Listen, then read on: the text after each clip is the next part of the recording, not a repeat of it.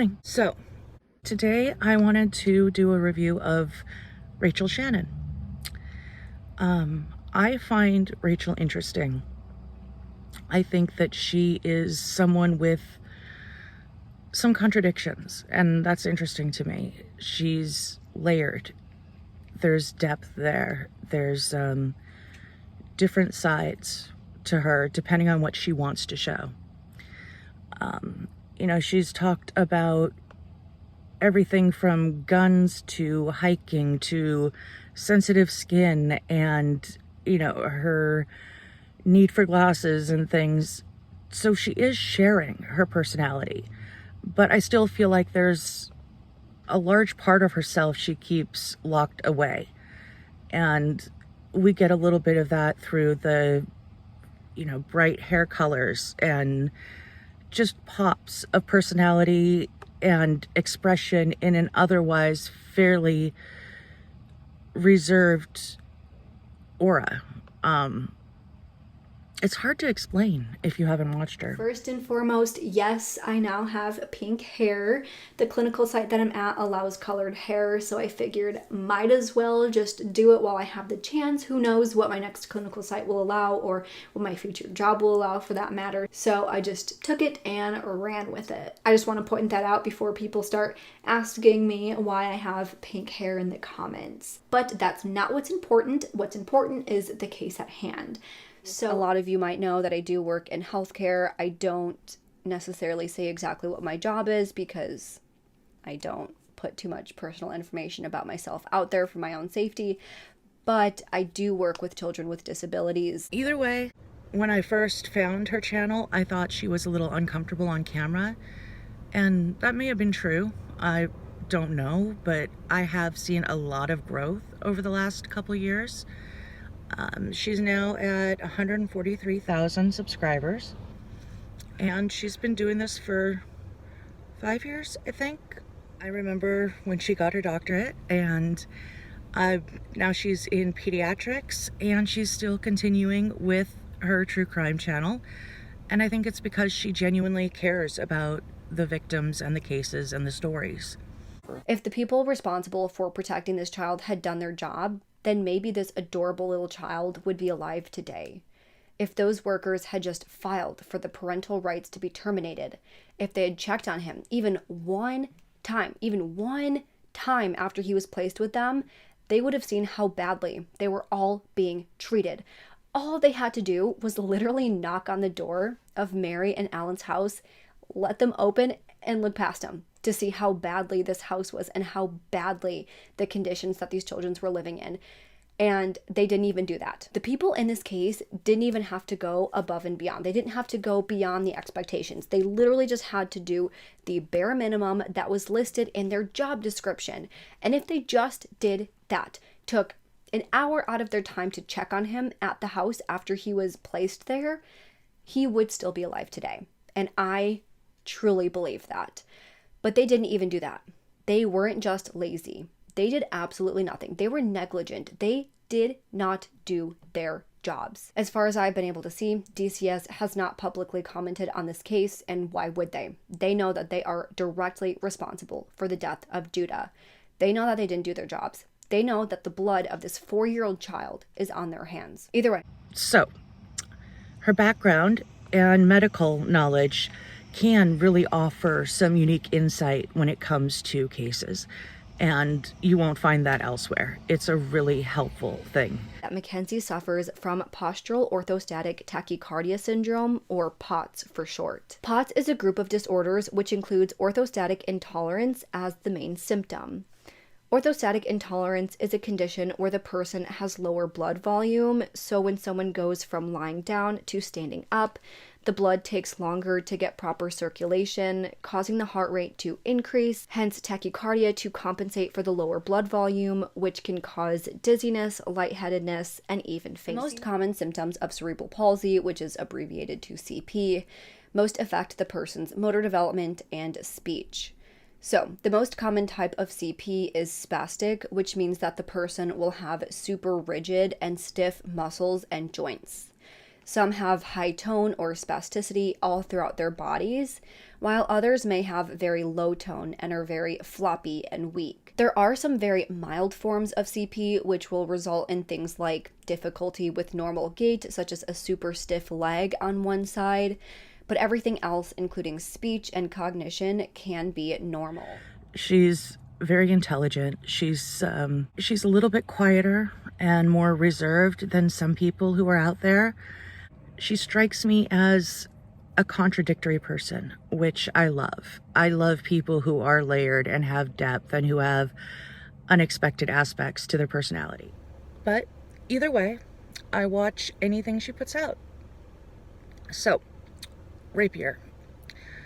For respect, I will give her a 17.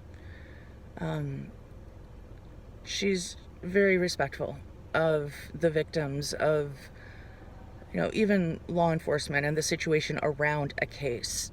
For the audiovisual, give her a 7. It's pretty standard.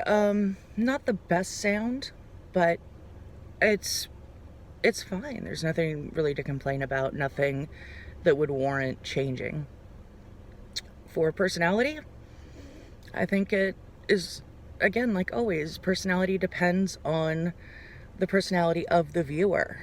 If you want somebody who is kind of reserved and logical, she's great. If you want somebody that's going to be funny and snarky or go on, angry tangents and passionate diatribes about issues, she's not the best one. She's gonna be calm through everything. And that might be fantastic for somebody in pediatrics to have that centered kind of calm to you.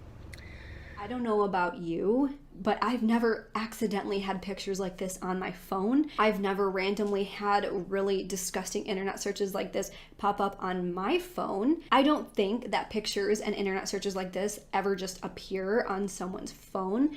I'm not great with technology, but I'm pretty confident that that's not how it works.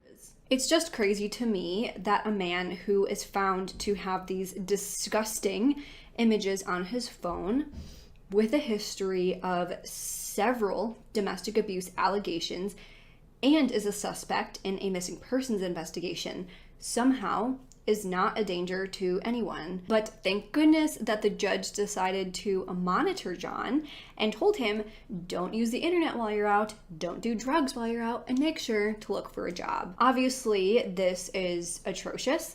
So, for intent, I will give her an 18.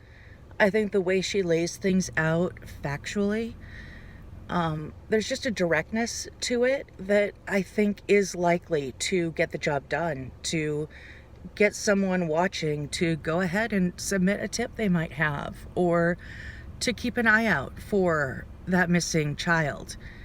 I think she has an effective way of just laying out what happened without any drama or anything around it. And I appreciate that. For empathy, 15. I do believe she cares deeply. I think it's sincere. I think it's genuine. But it's just not the nature of her personality to be very outwardly emotional. And I don't think that's necessary to be empathetic. She cares about and she identifies with the emotions of others. So yeah, so she's high in empathy, even if it's not an emotional display. For research, sometimes she's done videos that I feel are just a compilation of surface news articles and other videos. Something I could quickly do, just compile, throw something together. Other times, it seems like she's really put effort into the details and into researching it further than that herself. 14, I guess? I'm trying to do this scale by the individual and by what I think of them. I don't want to compare them directly to each other, but I know I've given a higher rating on research to someone else who doesn't seem to do as much as Rachel does when Rachel does it, but who does do it more frequently. That's not going to make much sense. I'm going to cut. Yeah, I'm going to give her make it a 15 for research. So So he frantically got up and tried looking for his phone, but he couldn't find it right away. So he tried yelling to the suspect to try and scare them away. Then he ran out of the house, but he found himself in the courtyard, which was surrounded by a fence. So he climbed over that metal fence. Either way, that is my little assessment of Rachel Shannon. I just have this gut feeling that she is one of those who is less entertainment, and when it's all said and done and generations look back, and if the true crime YouTube world is acknowledged, I think she's going to be one that was more effective than others. So let me know, do you already watch Rachel? Are you interested? Is that the kind of personality type that you want to check out? Gun-toting, hiking pediatrician? She's just interesting. Stay safe, listen to your instincts, and I will be back soon. If you have anyone you want me to look into, please let me know. I have my little set of people I've been watching for years, and I'm aware of some people that I intentionally do not watch. But I'm also finding a lot of smaller channels, people I've never heard of before, and I'm really interested in promoting them. I want to check them out. So let me know if you have any suggestions. All right, stay safe, listen to your instincts, and I will be back. I will definitely have a Monday brain teaser up, and hopefully I will have another review or video next Friday. All right.